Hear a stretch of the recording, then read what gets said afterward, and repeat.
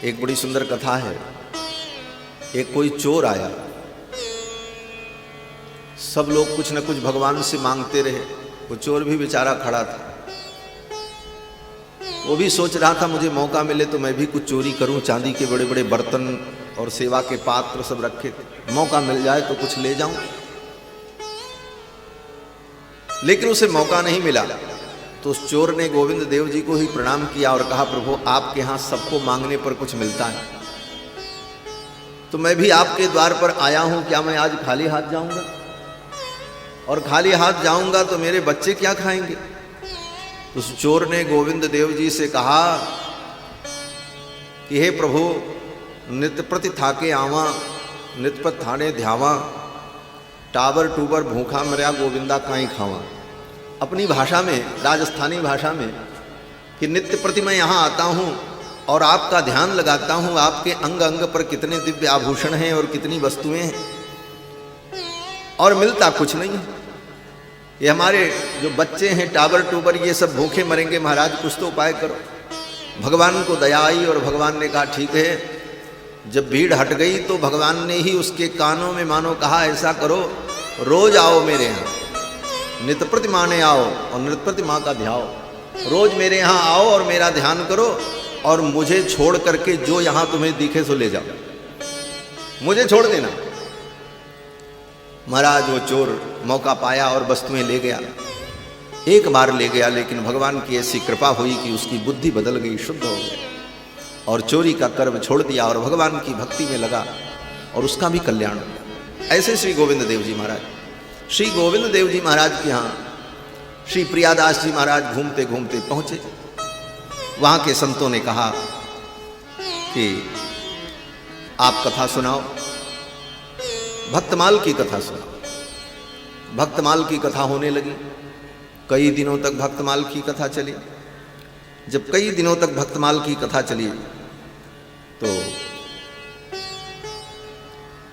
एक दिन प्रियादास जी ने कहा, अब हम जाएंगे, हमको घूमने जाना है, और फिर जब घूम करके लौटेंगे तो फिर आगे की कथा सुनाएंगे। लोगों ने कहा ठीक।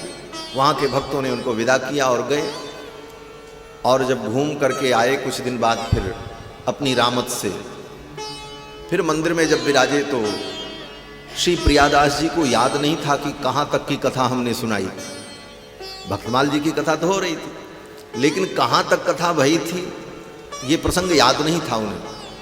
तो उन्होंने श्रोताओं से पूछा कि आप लोग बताओ कहाँ तक कथा हुई थी, उसके आगे की कथा हम सुनाएं। तो जितने श्रोता थे कोई नहीं बता पाए कि कथा कहाँ तक हुई थी। अब सब एक दूसरे से चर्चा करने लगे, कहाँ तक कथा हुई थी, हमको भी याद नहीं। तब तक मंदिर में विराजमान भगवान ही बोल पड़े कि कहाँ तक कथा हुई थी। श्री रैदास भक्त की गाथा, भई कहो आगे अब ना था। श्री रैदास भक्त की गाथा, भई कहो आगे अब ना था। श्री रैदास। मंदिर से भगवान बोल पड़े कि रैदास जी तक की कथा हुई थी, उसके आगे की कथा आप सुनाओ। सब लोगों ने साष्टांग प्रणाम किया भगवान को, और प्रियादास जी ने कहा, आज निर्णय हो गया। क्या निर्णय हुआ? बोले, निर्णय यही हुआ कि श्री भक्तमाल की कथा के श्रोता तो भगवान हैं। भगवान ही सुन रहे थे, बाकी तो सब ऐसे ही आनंद में थे, लेकिन सुना भगवान ने, इसलिए भगवान को याद। भगवान ने कहा, यहां तक की कथा हुई है, अब इसके आगे की कथा आप सुनाओ। उसी दिन ये निर्धारण हो गया कि भक्तमाल की कथा के श्रोता भगवान हैं। भक्तों की कथा भगवान को अत्यंत प्रिय है, क्योंकि भक्त भगवान के प्राण के समान है। स्वयं भगवान कहते हैं, मम प्राणा हि पांडवाः, ये पांडव जो मेरे भक्त हैं ये मेरे प्राण हैं। और ऐसे भी आगम शास्त्रों में कहा गया कि भगवान के हृदय में जो कौस्तुभ मणि है, वो कौस्तुभ मणि भगवान के भक्तों का समूह है। सारे भगवान के भक्त नित्य कौस्तुभ मणि के रूप में ही भगवान के वक्ष पर विराजते हैं। तो ऐसा ये दिव्य ग्रंथ श्री भक्तमाल जी, इसका नाम श्री नाभादास जी ने भक्तमाल रखा, भक्तों की माला बनाई। भक्तमाल का अर्थ है भक्तों की माला, और भक्तों की माला बनाकर, भक्तों के चरित्र की माला बनाकर के भगवान को धारण कराया। माला में 4 चीजें होती हैं। एक तो मनका होती है जिससे माला बनती है, दूसरा बोले वो धागा होता है जिस धागा में सभी मनकाएं जोड़ी जाती हैं, और फिर माला को जहां पर जोड़ा जाता है वहां पर एक सुमेरु होता है, ये तीसरी चीज होती है। और चौथा बोले उस सुमेर के ऊपर फुदना होता है, फूल लगा रहता है। मनका, सूत्र और सुमेरु और ऊपर फुदना, ये चारों मिलकर के माला बनती है। ये भक्तमाल जो है, इसमें ये 4 कौन कौन हैं? तो श्री नाभादास जी महाराज मंगलाचरण में ही चारों की वंदना करते हैं और कहते हैं कि भक्त भक्ति भगवंत गुरु चतुर नाम बपु एक, इनके पद बंदन किए नासहि विघ्न अनेक। मंगलाचरण में भक्त चतुष्टय की वंदना करते। भक्त चतुष्टय माने एक तो भक्त, दूसरा भक्ति। भक्ति है, भक्त तभी कहलाएगा जब उसके अंदर भक्ति हो। तो भक्त भक्ति, और किसकी भक्ति की जाए? बोले भगवंत, भक्ति भगवान की हो। और इस भक्ति का उपदेश कौन करेगा? बोले गुरु करेगा। इसलिए गुरु, भक्त भक्ति भगवंत गुरु, चतुर नाम बपुए। ये कहने के लिए 4 हैं लेकिन चारों एक ही है। क्यों? बोले भक्त के हृदय में ही भक्ति होती है, और गुरु भी भक्त ही होता है, और भगवान, बोले भगवान भक्त के हृदय में सदा विराजमान रहते हैं। इसलिए भक्त भक्ति भगवंत गुरु चतुर नाम बपु एक। कहने के लिए 4 नाम है लेकिन शरीर एक है, एक ही में है चारों का स्वरूप दर्शन होता है। भक्त भक्ति भगवंत गुरु चतुर नाम बपु एक। तो ये जो माला बनाई श्री नाभादास जी महाराज ने, भक्तों की माला, इस माला में भक्त ही मनिका है। अनेक भक्त, जैसे माला में अनेक मनकाएं होती हैं, ये भक्त ही मनका है। और भक्ति क्या है? बोले भक्ति सूत्र है जो सबको जोड़ती है, और भक्ति सब मनका के हृदय को पार करके एक एक मनका को जोड़ती है। भक्तों को जोड़ने वाली जो भक्ति है वही सूत्र है इस माला का, भक्तमाला का। और सुमेरु कौन है? बोले सुमेरु गुरुदेव है, आचार्य है। और उस सुमेरु के ऊपर जो फुदना है, जो फूल लगा है, वो क्या है? बोले वही भगवान है। भक्त ही मनका है, भक्ति ही सूत्र है, और सुमेरु ही गुरुदेव है। और सुमेरु के ऊपर लगा हुआ जो फुदना है वो स्वयं भगवान है। यही भक्तों की माला है। और ये माला श्री नाभादास जी ने बनाई। श्री नाभादास जी महाराज अनुभव करते हैं कि भगवान को जो माला प्रिय है, भगवान को अत्यंत प्रिय जो माला है उसका नाम बनमाला है। बनमाला भगवान को अत्यंत प्रिय है। और बनमाला में 5 प्रकार के फूल गूंथे जाते हैं। तुलसी कुंद मंदार पारिजात सरोरुहैः पंचभिर्ग्रथिता माला बनमाला प्रकीर्तिता। तुलसी, कुंद, मंदार, पारिजात और सरोरुह, इन 5 प्रकार के पुष्पों को मिलाकर के जो माला बनाई जाती है, उसी माला को बनमाला कहते हैं, जो भगवान को अत्यंत प्रिय है। श्री नाभादास जी महाराज ने ये जो माला बनाई, इस माला में भक्तों को जो मणिका बनाया, ये भक्त ही फूल हैं, सुमन हैं। और ये भक्त 5 प्रकार के होते हैं। भगवान के भक्तों की कोटि 5 प्रकार की बताई। शांत भाव से भगवान की उपासना करने वाले शांत रस रसिक, और दूसरे दास्य,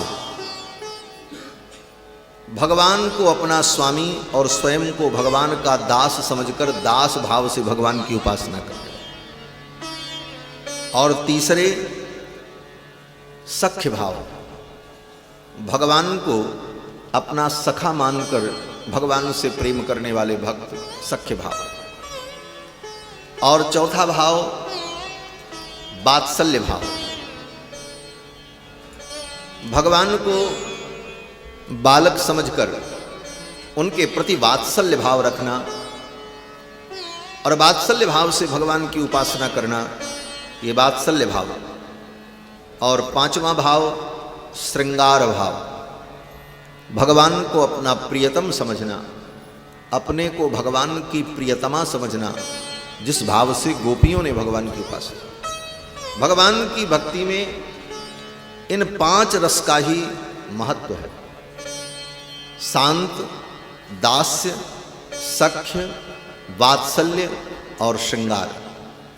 शांत रस के उपासक वो ज्ञानी जन हैं, जो शांत भाव से अपनी आत्मा के भी आत्मा के रूप में परमात्मा का अपने हृदय में जो चिंतन करते हैं, ध्यान करते हैं, वो शांत भाव के उपासक भक्त। और दास्य भाव, बोले भगवान का दास बन करके भगवान की सेवा करने वाले भक्त। दास्य भक्तों में श्री हनुमान जी महाराज जो कहते हैं कि दासोहम कौसलेन्द्रस्य रामस्याकृष्टकर्मणः हनुमान शत्रुसैन्यानां निहंता मारुतात्मजः। दास्य भाव, हम भगवान के दास हैं। और दास भाव की उपासना भी बड़ी महत्वपूर्ण उपासना। वेदों में भी इस भाव का वर्णन किया गया कि दास भूता स्वतः सर्वे। वेद भगवान कहते हैं कि दास भूता स्वतः सर्वे ह्यात्मनः परमात्मनः।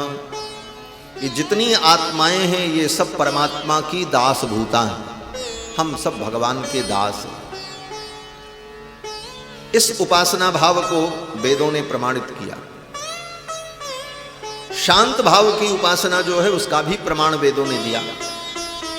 वेद भगवान कहते हैं कि पुण्य पापे विधूय निरंजनः परमं साम्यमुपैति। शांत भाव, उस परम तत्व को जान करके अपनी आत्मा में ही उस परम तत्व का चिंतन करना, ये शांत भाव। और दास्य भाव और सख्य भाव, भगवान को अपना सखा समझना। सख्य भाव का उपदेश स्वयं भगवान ने दिया श्री रामावतार में। जब विभीषण जी की शरणागति होने लगी तो भगवान ने विभीषण शरणागति के प्रसंग में कहा, वानरों के बीच में पहले लोगों ने विभीषण की शरणागति का विरोध किया।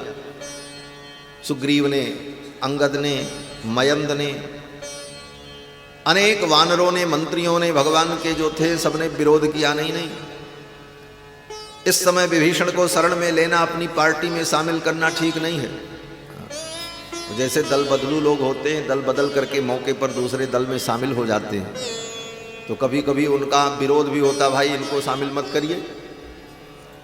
उसी प्रकार भगवान के परिकरों ने, उन वानरों ने कहा इस समय विभीषण को स्वीकार करना, विभीषण को अपने दल में लेना ये राजनीति की दृष्टि से अनुचित है, क्योंकि शत्रु का भाई है और रात्रि के 12 बजे आया है और खाली हाथ नहीं आया है, शस्त्र लेकर के आया है। उत्पपात गदा पाणी ही, विभीषण जी गदा लेकर के आए थे, रात्रि के 12 बजे भगवान की शरणागति कर। वानरों ने कहा चौथी बात ये कि अकेले नहीं आए हैं, 4 को लेकर के आए हैं। चतुर्भिस्सह राक्षसैहि, इसलिए शंका इनके ऊपर होती है, अकेले आते, निहत्था आते, दिन में आते। तो विचार किया जाता, एक तो रात्रि में, दूसरे मायावी निशाचर और शस्त्र लिए हुए, और अकेले नहीं 4 को लेकर। ऐसी स्थिति में राजनीति कहती है कि इनको अपने दल में सम्मिलित करना ठीक नहीं है। तब भगवान ने कहा सुनो, चिंता मत करो, अगर विभीषण मेरी शरण में आए हैं तो ले आओ, चिंता मत करो। रावण भी अगर आ जाए मेरी शरण में, मैं तो उसको स्वीकार कर लूंगा। ये विभीषण क्या है? यदि वा रावण स्वयं, रावण स्वयं मेरी शरण में आ जाए तो उसे भी मैं स्वीकार कर लूंगा, और विभीषण आए हैं तो ले आओ। अगर वो शत्रु भाव से आए हैं तब भी ले आओ, और सच्चे में शरणागति करने आए हुए हैं तब भी ले आओ। बोले महाराज अगर शत्रु भाव से आए हैं विभीषण तब तो अनिष्ट कर सकते हैं। तो भगवान ने कहा इसकी चिंता मत करो। पिशाचान दानवान क्रूरान पृथिव्याम चैव राक्षसान् अंगुल्यग्रेण ताम हन्यम इच्छन हरिगणेश्वर।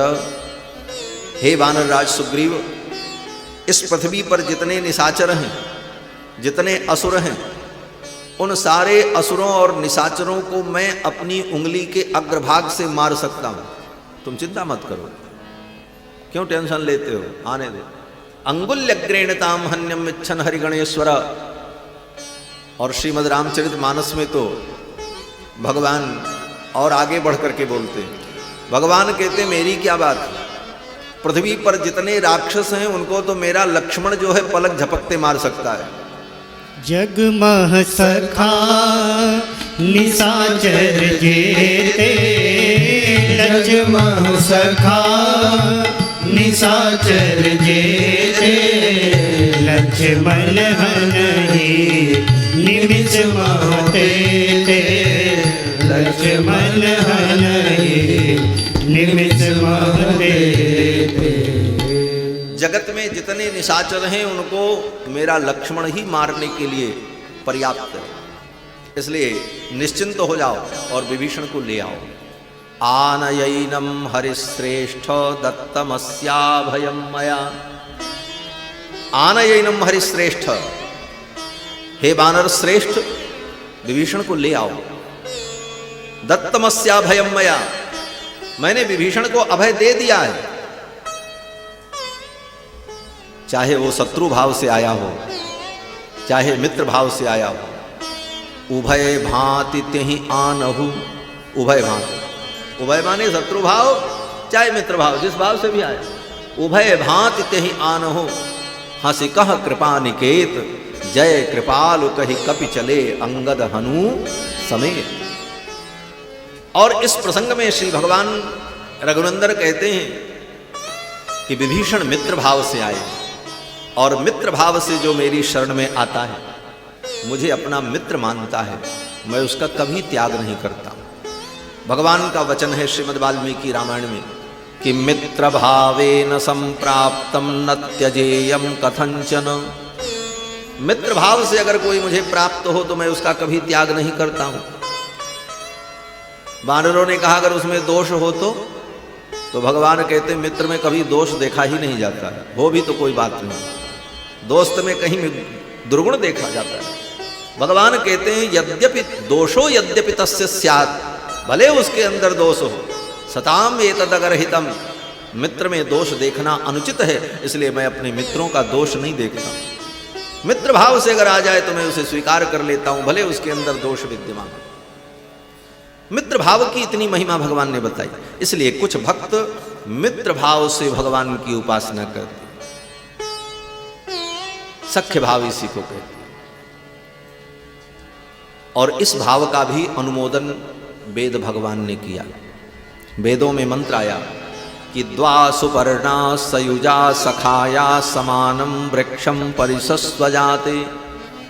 उपनिषद में जीव और ब्रह्म का जब विवेचन किया तो वहां पर कहते हैं कि जीव और ब्रह्म ये दोनों परस्पर सखा हैं, मित्र हैं। द्वा सुपर्णा सयुजा सखाया समानम वृक्षम परिसस्वजाते, और दोनों एक ही वृक्ष पर बैठे हैं। और वो वृक्ष क्या है? बोले प्रकृति, माया। प्रकृति के माया के वृक्ष पर, इसी पर ब्रह्म भी है, जीव भी है, और दोनों पक्षी रूप हैं और दोनों सखा हैं। अंतर केवल इतना है कि वह ब्रह्म माया के वृक्ष पर बैठ करके भी माया के फल का सेवन नहीं करता, और जीव माया के वृक्ष पर बैठकर माया के फल का सेवन करने में लग जाता है। तो सख्य भाव से भगवान की उपासना, यह भी भक्ति का एक स्वरूप है। और वात्सल्य भाव, भगवान के प्रति वात्सल्य भाव। भगवान बालक हैं और भगवान के बाल रूप की उपासना, ये वात्सल्य भाव है। वात्सल्य भाव की उपासना के प्रमाण श्री स्वयंभू मनु और शत्रुपा हैं, जिन्होंने तपस्या की। भगवान ने अपने दिव्य रूप का दर्शन दिया उनको। नील सरोरुह नीलमणि नील नीरधर श्याम लाजहि तनु शोभा निरख कोटि कोटि शत काम। भगवान ने अपने दिव्य रूप का दर्शन दिया, ऐश्वर्य संपन्न स्वरूप का दर्शन करके प्रणाम तो कर लिया। और जब मांगने की बात आई, भगवान ने कहा मांगो क्या चाहिए? मांग मांग बर भई न भवानी। पहले तो आकाशवाणी हुई मांगो, फिर भगवान जब प्रकट हुए तब भगवान ने कहा अब मांगो, संकोच त्याग करके मांगो। सकुच विहाय मांग नृप मोहि मोरे कछु अदेय नहीं तो ही। तो स्वयंभू मनु ने भगवान को देखा, और भगवान को देखकर स्वयंभू मनु को लगा ये मेरे बेटा बन जाते।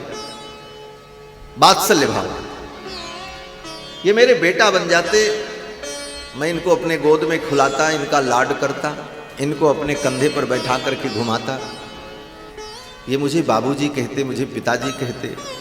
ये वात्सल्य भाव स्वयंभू मनु और शत्रुपा के अंदर प्रकट हुआ, और उन्होंने भगवान से कहा कि प्रभु मैं आपसे यही मांगता हूं कि आप मेरे बेटा बन जाओ। दान शिरोमणि कृपा निधि नाथ कहो सत्य भाव। दान शिरोमणि कृपा निधि नाथ कहो सत्य भाव। चाहूं तुम्हीं समान सुत प्रभु सन कवन दुराव।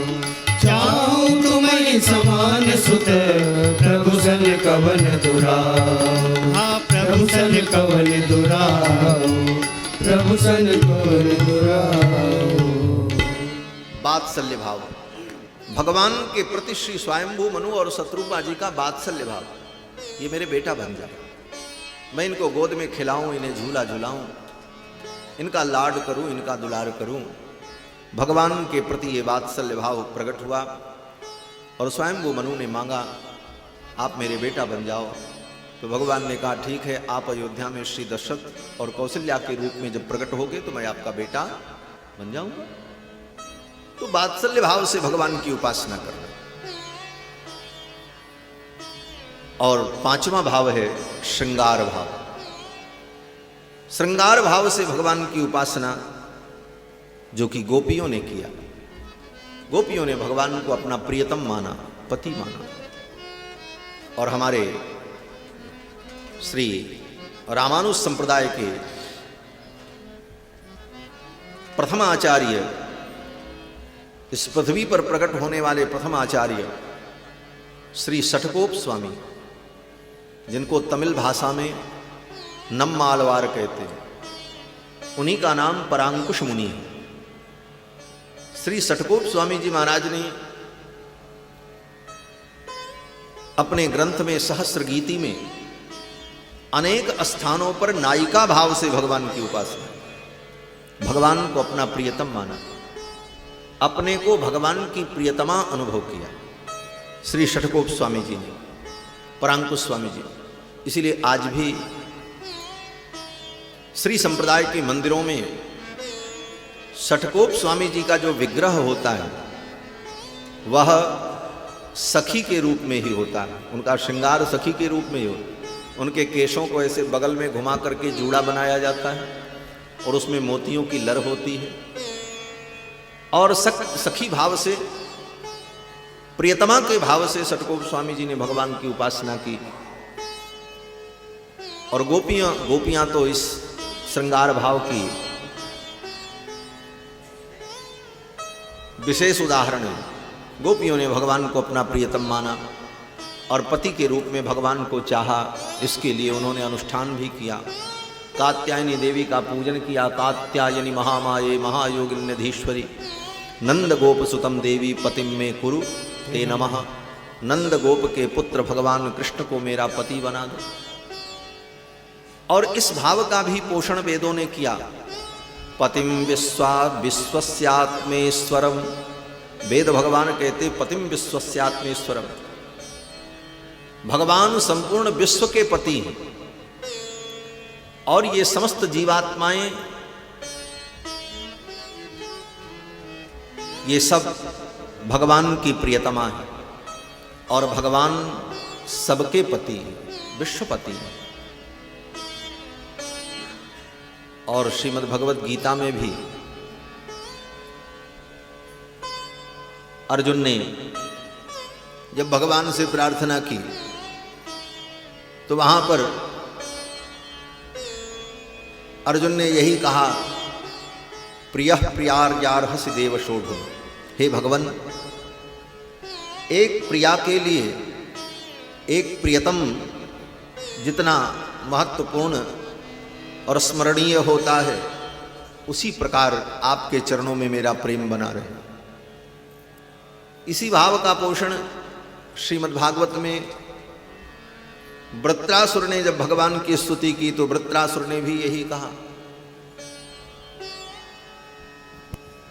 कि सारे भावों का, भगवान की उपासना के ये जो 5 भाव हैं, शांत भाव, दास्य भाव, सख्य भाव, वात्सल्य भाव और श्रृंगार भाव, इन 5 भाव से भक्तों ने उपासना की भगवान की। और भक्तों की ये 5 प्रकार हैं और यही 5 प्रकार के फूल हैं जिन फूलों से भक्तमाल की ये माला भगवान के लिए नाभादास जी तैयार कर रहे। तुलसी कुंद मंदार पारिजात सरोरुहैः पंचभिर्ग्रथिता माला वनमाला प्रकीर्तिता। इसी का विस्तार श्री प्रियादास जी महाराज अपने कवित्व में करते हैं। शांत दास सखे बात सल्ले और श्रृंगार चारु, 5 रस सारे 20 तारनी के गाए हैं। शांत दास सखे बात सल्ले और श्रृंगार चारु, 5 जानोगे विचारी मन, इनके स्वरूप में मुगले दिखाए हैं। जिनके नाम अश्रुपात पुलकित गाते कबू, तेनहु को भाव सिंधु बोरी के छकाए हैं। जिनके नाम अश्रुपात पुलकित गाते कबू, तेनहु को भाव सिंधु बोरी के छकाए हैं। जो लो रहे दूर रहे विमुख तपूर हियो, होए चूर चूर लेको श्रवण लगाए हैं। जो लो रहे दूर रहे विमुख तपूर हियो, होए चूर चूर लेको श्रवण लगाए हैं। शांत दास सखे बात। शांत दास्य, सख्य, वात्सल्य और श्रृंगार, इन्हीं पांचों रसों का विस्तार भक्तों के चरित्र के माध्यम से भक्तमाल ग्रंथ में होता है। श्री प्रियादास जी कहते हैं कि ये भक्तमाल की कथा कितनी प्यारी है। जिनके न अश्रुपात पुलकित गात कभू। भक्ति तो हम कर रहे हैं, खूब कथा सुन रहे हैं, श्री राम कथा, श्री कृष्ण कथा, लेकिन न कभी आंखों से अश्रुपात हो रहा है और न कभी शरीर में कोई परिवर्तन दिख रहा है।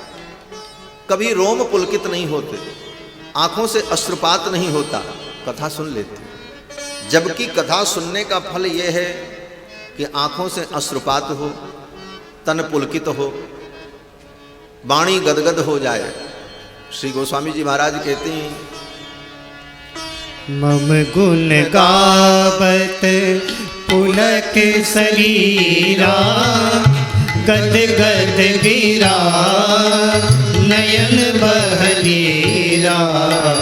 मम गुण गावत पुलक शरीरा, गद गद गिरा नयन बहलीरा। मम गुण गावत। भगवान का गुणगान करते समय वाणी गदगद हो जाए, आंखों से अश्रुपात हो, तन पुलकित हो, लेकिन ऐसा नहीं होता। श्री प्रियादास जी कहते हैं, भगवान के भक्तों का चरित्र अगर प्रेम से सुनो, कोई व्यक्ति सुनता है तो जिसको कभी अश्रुपात नहीं हुआ, जिनका तन भगवान की कथा सुनकर के कभी पुलकित नहीं हुआ, ऐसे लोगों के आंखों में भी आंसू आ जाएंगे और उनका तन पुलकित हो जाएगा। जिनके न अश्रुपात पुलकित गात कभू, तिन्हू को भाव सिंधु बोरी के छकाए। ऐसे नीरस व्यक्ति को भी ये भक्तमाल की कथा भाव के सिंधु में डुबो देती है, छका देती है, तृप्त कर देती है। ऐसी भक्तों की ये कथा, श्री भक्तों की जब कथा सुने तो भक्तों की कथा में भक्तों के प्रति हमारी श्रद्धा दृढ़ बनी रहे। ये बड़ा कठिन है। भगवान की कथा सुन करके पचा लेना बड़ा सरल है, लेकिन भगवान के भक्तों की कथा को सुन करके पचा पाना बड़ा कठिन है। क्यों कठिन है? बोले भगवान की कथा में तो सब अच्छी अच्छी बात ही सुनने को मिलती है, भगवान ने ये किया, भगवान ने ये अच्छा कहा। और भक्त, बोले भक्त तो हमारे आप जैसे संसार के प्राणी ही होते हैं, उनके जीवन में कुछ कहीं ना कहीं कमियां भी रहती हैं, कोई दोष भी दिखता है। और कितने तो महाराज ऐसे भक्त हुए जिनका पूर्व वृत्त बड़ा ही विलक्षण, पूर्व चरित्र उनका बड़ा विलक्षण। महाराज पहले पता नहीं क्या क्या किया, बाद में भगवान के परम भक्त हुए। अजामिल ने कोई ऐसे पाप कर्म बाकी नहीं रखे, बाद में भगवान का परम भक्त हुए। ऐसे बहुत से भक्त हैं। विश्वामित्र जी महाराज भगवान के परम भक्त, लेकिन वशिष्ठ जी के कितने पुत्रों को मार डाला। मेनका अप्सरा 10 वर्षों तक उनके आश्रम में रही, शकुंतला पैदा हुई, सारा इतिहास भरा। अब उन पूर्व वृत्त को सुनकर अरे ऐसे थे, श्रद्धा नहीं होती, श्रद्धा कभी कभी डिग जाती है। भगवान की कथा सुनकर के तो श्रद्धा दृढ़ हो जाती, लेकिन भक्तों के चरित्र को सुनते समय उनका पूर्व वृत्त, उनके जीवन की कोई ऐसी घटना सुनने के बाद मन विचलित हो जाता है। ऐसी स्थिति में भक्तों के धरे पग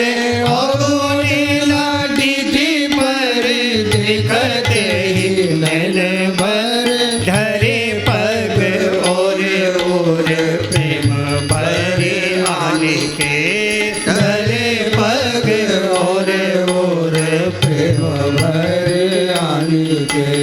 जो पे घटी क्रिया कछु दिखियत इन माझ, जो पे घटी क्रिया कछु दिखियत इन माझ। करी ले विचार हरि की इच्छा माने के, करी ले विचार हरि की इच्छा माने के।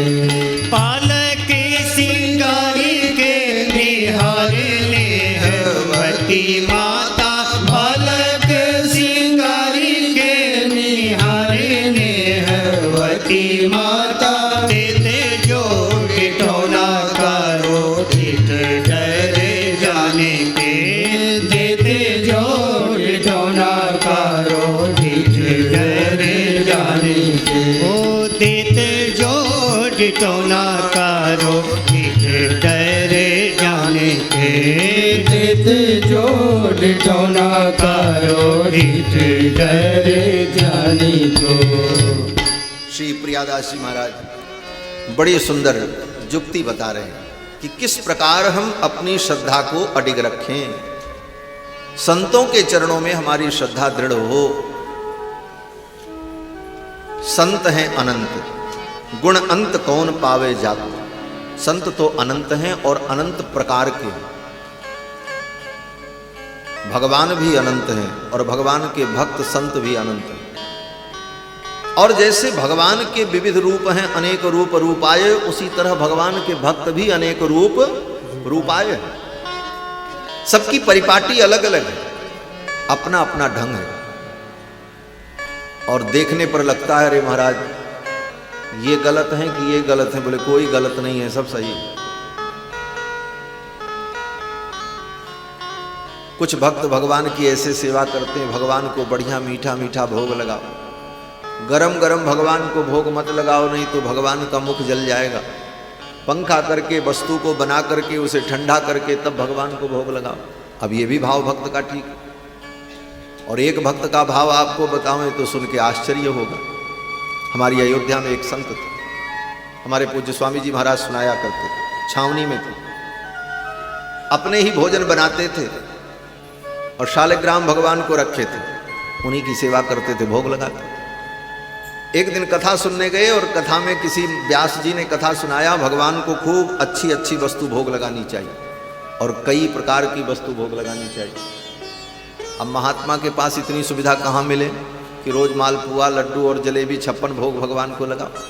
मन में सोचने लगे हमारे ठाकुर जी को विविध प्रकार का भोग लगता नहीं, कभी खिचड़ी भोग लगा देते हैं, कभी कुछ कर लेते हैं, तो कम से कम 2-4 प्रकार का स्वाद भगवान को मिले, ऐसा कुछ मैं भोग लगाऊं। महात्मा ने कथा में कहा है, महात्मा तो बड़े सीधे साधे होते, कथा में सुन करके आए और उनको भाव जगा कि मैं भगवान को अनेक चीज़ तो भोग लगा नहीं सकता, कई प्रकार का स्वाद भगवान को कैसे मिले, और रोज केवल खिचड़ी बनाते थे। तो क्या जुक्ति की, बोले दूसरे दिन जब खिचड़ी बनाने लगे तो उसी खिचड़ी में उसी चावल के अंदर शालिग्राम भगवान को रख दिया, उसी चावल के अंदर बटलोई में डाल दिया भगवान को। बोले महाराज जब चावल थोड़ा पके तो थोड़ा स्वाद ले लेना, फिर जब ज़्यादा पक जाए तो दूसरा स्वाद ले लेना, और फिर तीसरा स्वाद लेना, और जब पूरी खिचड़ी बन जाए तो उसका एक विलक्षण स्वाद होगा, वो स्वाद ले लेना। अब हमारे पास विभिन्न वस्तुएं तो है नहीं महाराज, हम इसी प्रकार आपको कई वस्तु भोग लगावें। ऐसा कह करके शालिग्राम भगवान को उसी खिचड़ी के बर्तन में ही रखकर और उसी में चावल दाल पानी हल्दी नमक मिर्चा सब डाल करके और उसी में तुलसी डाल करके चूल्हे पे चढ़ा दे। अब बताओ, अब इस भक्ति को आप क्या कहोगे? अब उनकी यही परिपाटी, भगवान तो भावग्राही है, भगवान उन क्रियाओं को नहीं देखते, उन क्रियाओं के पीछे भक्त की भावना क्या है भगवान उसे ग्रहण करते। भाव का भूखा हूं मैं, भाव ही बस सार है, भाव से मुझको भजे जो भव से बेड़ा पार है। भगवान भाव ग्रहण करते। आप भगवान के सामने जलेबी मालपुआ 56 भोग जो रखते हो, वो 56 भोग भगवान नहीं खाते, वो तो सामने रखता रहता और उतना ही रहता और उसी प्रकार आप लेकर के चले आते हो। तो फिर खाया क्या भगवान? भगवान ने खाया क्या? बोले आपने 56 भोग जो रखा, उस भोग में आपकी जो भावना थी उस भावना को भगवान ने खा लिया। नैवेद्यम पुरतो मह्यम गृह्यते चक्षुषा मया।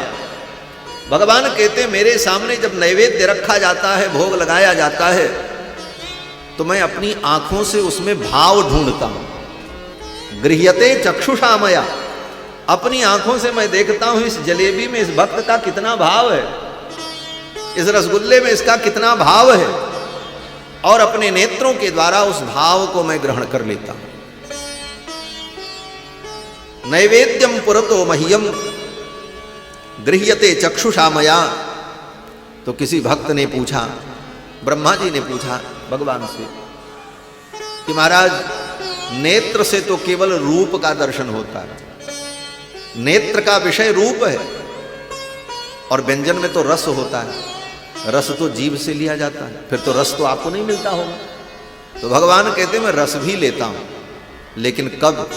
भगवान कहते हैं जब कोई मुझे भोग अर्पण करता है तो पहले तो मैं भाव के द्वारा उसे ग्रहण कर लेता हूं अपने नेत्रों के द्वारा, फिर वही प्रसाद जब वैष्णव लोग मेरे भक्त लोग ग्रहण करते हैं तो उनकी जीभ के माध्यम से मैं स्वाद भी ग्रहण कर लेता। रसम तु वैष्णव जिह्वाग्रे गृह्णामि कमलोद्भव।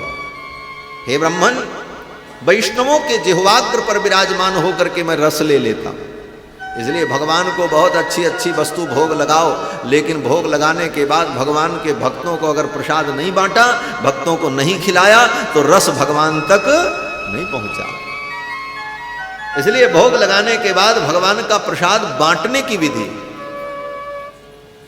ये नहीं कि कोई प्रसाद ले आए तो उसको डांटने की विधि, डांट के भगा दो, बोले जाओ, डांटो नहीं, बांटो महाराज।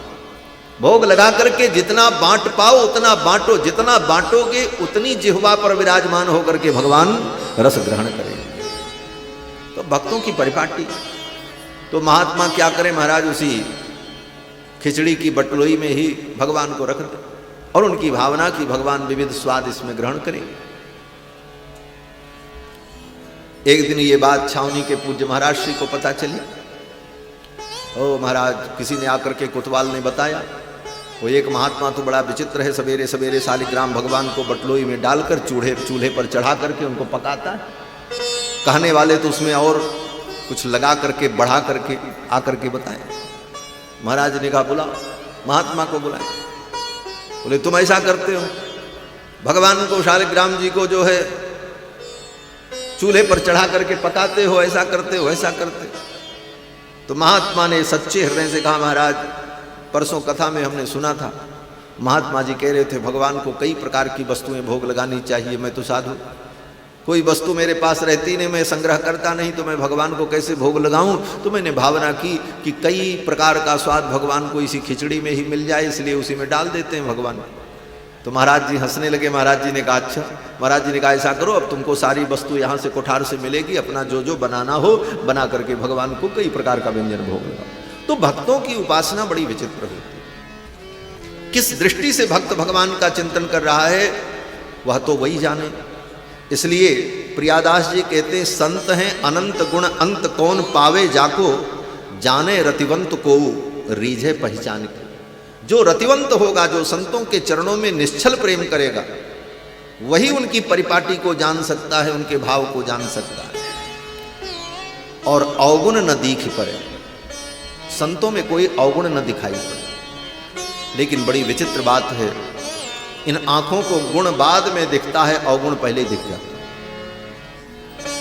संतों में हमें अवगुण न दिखाई पड़े, अवगुण न दीख पड़े, देखत ही नयन भरे, और संतों का दर्शन करते ही आंखें भर जाएं, ऐसा भाव हो। बोले महाराज हम देखना नहीं चाहते संत में कोई दोष, परंतु अगर दिख जाए तो हम क्या करें। मान लो प्रत्यक्ष कोई दोष संतों के अंदर दिख ही जाए, जिसको संसार में लोग दोष कहते हैं, उस स्थिति में हम अपने मन को, अपनी भावना को कैसे संभालें।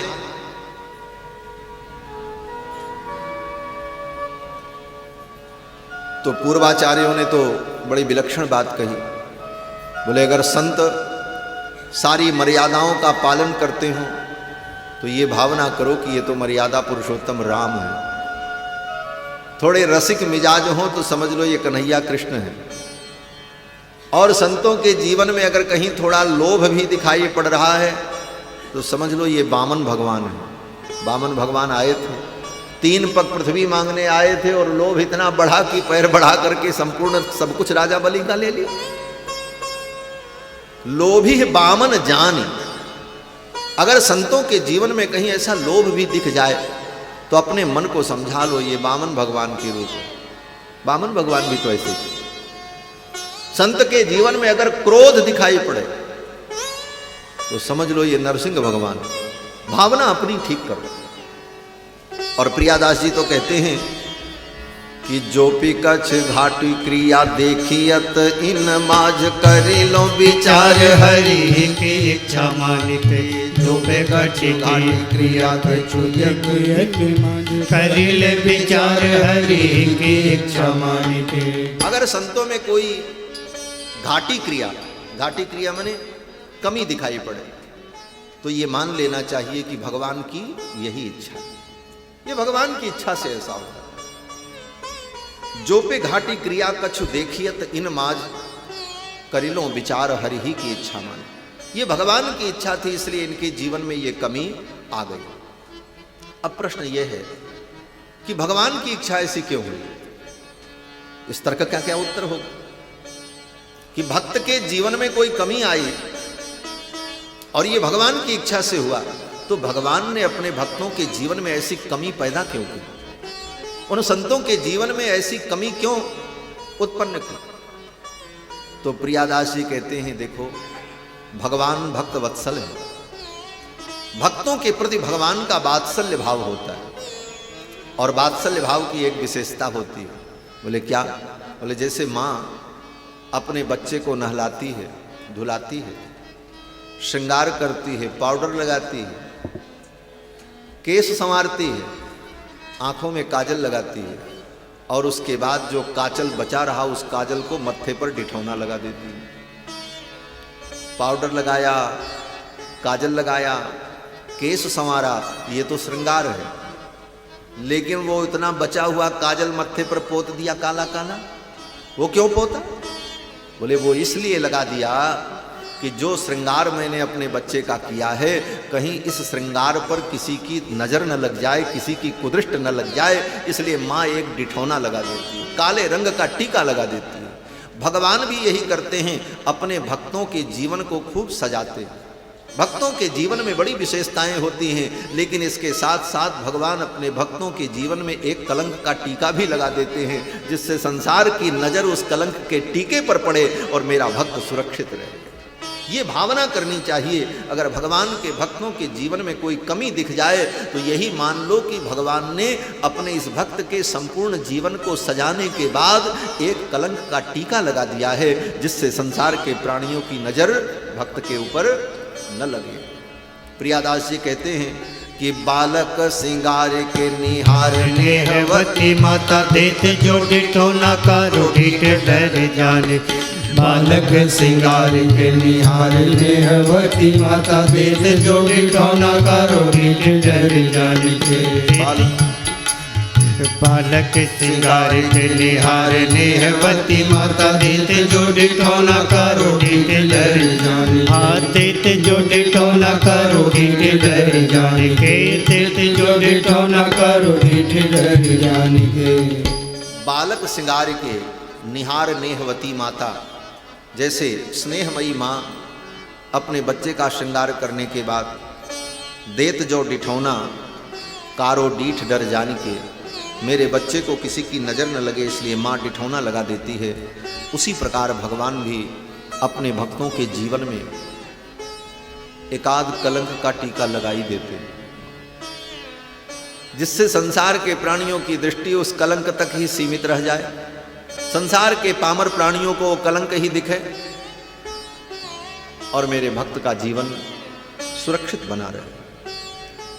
ऐसी निष्ठा जब भक्तों में होती है तभी भक्तों का चरित्र हम हृदयंगम कर पाते हैं। इसलिए भगवान के भक्तों की कथा को सुनना बहुत महत्वपूर्ण है। भगवान के भक्तों का चरित्र सुनकर के ही भक्ति का स्वरूप जीवन में समझ में आता है, भक्ति क्या है। इसीलिए प्रियादास जी महाराज कहते हैं कि कोई कितना भी बड़ा तिलक लगा ले, गले में खूब मालाएं पहन ले और खूब लाल पीले कपड़े पहन ले, लेकिन तब तक उसको भक्ति समझ में नहीं आएगी जब तक वो भक्तमाल को नहीं सुनेगा और भक्तों के चरित्र को नहीं सुनेगा। शोभिते तिलक भाले माले ओरे रागे पे। शोभिते तिलक भाले माले ओरे रागे पे। बिना भक्ति रूप अति दूर है, बिना भक्त माल भक्ति रूप अति दूर। हाँ, बिना भक्त माल भक्ति रूप अति दूर। प्रियादास जी कहते हैं कि शोभित तिलक भाल, मस्तक पर खूब तिलक लगा लग, शोभित हो। उर राजे माल, गले में सुंदर तुलसी की मालाएं कई प्रकार की हैं, लेकिन बिना भक्त माल भक्ति रूप अति दूर है। भक्तों का चरित्र सुने बिना भगवान की भक्ति तुमसे अभी बहुत दूर है।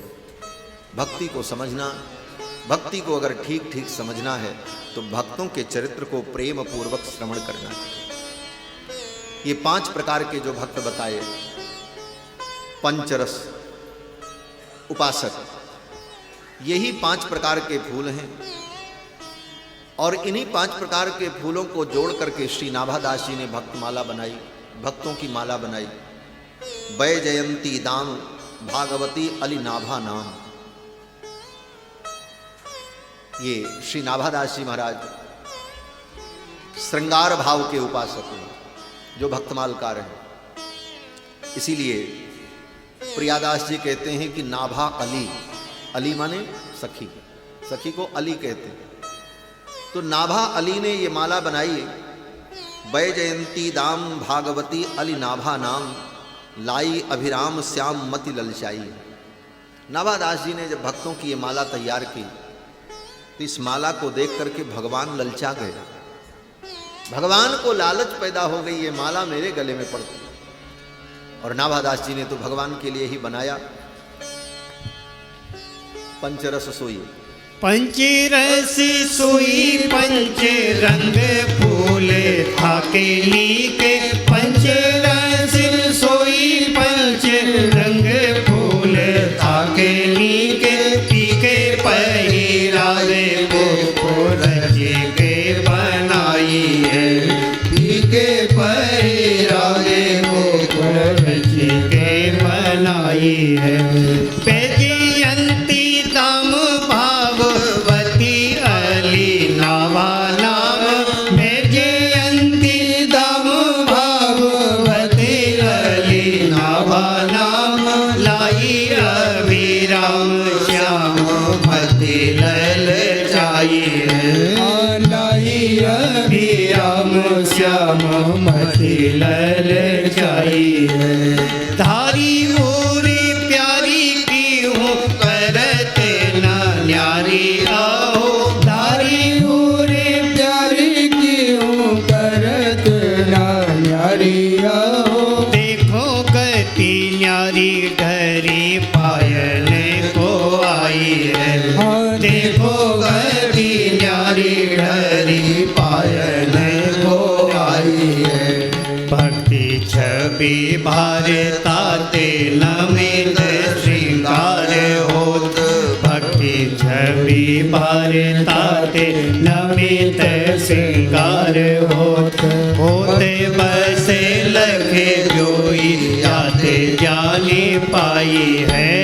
होते बसे लखे जोई जाते जाने पाई। हाँ, होते बसे लखे जोई जाते जाने पाई है। ऐसी सुंदर वैजयंती की माला श्री नाभादास जी ने तैयार की। और इस माला को देखकर लाई अभिराम श्याम मति ललचाई है। भगवान श्याम सुंदर को ये माला बड़ी प्यारी लगी और भगवान ने कहा, नाभा अली ये माला मुझे पहना दो। धारी उर प्यारी की हूँ करत न न्यारी हो। देखो गति न्यारी ढरी पायन को आई। माला जब पहनाई तो श्याम सुंदर के गले में भक्तों की ये माला नाभादास जी ने धारण तो कराई, लेकिन माला ये सरक करके गले से भगवान के चरणों तक पहुंच गई। प्रियादास जी कहते हैं, देखो गति न्यारी ढरी पायन को आई। इसकी गति अद्भुत न्यारी कि ये माला ढरक करके सरक करके भगवान के चरणों तक पहुंच गई। क्यों? बोले भक्तों का भार, भक्ति का भार इतना था इस माला में कि ये माला गले से सरक कर चरणों तक आ गई। और दूसरा भाव कि भक्त तो भगवान के चरणों की उपासना करते हैं, चरणों में ही, भगवान के चरणों में ही भक्त का स्थान होता है।